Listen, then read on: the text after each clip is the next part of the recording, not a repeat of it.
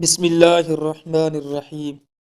جمعہ کے روز حضور اکرم صلی اللہ علیہ وآلہ وسلم پر درود پاک پڑھنے کی بہت زیادہ فضیلت ہے۔ حضور نبی کریم صلی اللہ علیہ وآلہ وسلم نے خود جمعہ کے روز کثرت سے درود شریف پڑھنے کا حکم فرمایا ہے۔ حضرت اوس بن اوس روایت کرتے ہیں کہ حضور نبی کریم صلی اللہ علیہ وسلم نے فرمایا، ترجمہ: بے شک دنوں میں سے جمعہ کا دن سب سے بہتر ہے۔ اس دن حضرت آدم علیہ السلام پیدا ہوئے اور اس دن انہوں نے وفات پائی۔ اسی دن سور پھونکا جائے گا اور اسی دن سخت آواز ظاہر ہوگی۔ بس اس دن مجھ پر کثرت سے درود بھیجا کرو کیونکہ تمہارا درود مجھے پیش کیا جاتا ہے۔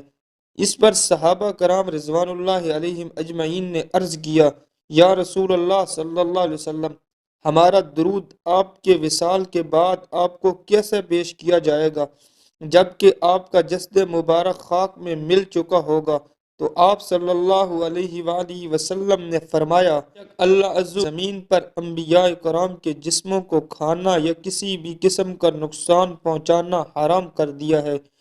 حضرت ابو دردہ رضی اللہ تعالی عنہ روایت کرتے ہیں کہ رسول اللہ صلی اللہ علیہ وآلہ وسلم نے فرمایا، جمعہ کے دن مجھ پر کثرت سے درود بھیجا کرو کیونکہ اس دن ملائکہ حاضر ہوتے ہیں اور جو شخص مجھ پر درود بھیجتا ہے اس کے درود سے فارغ ہونے سے پہلے ہی اس کا درود مجھ پر پیش کر دیا جاتا ہے۔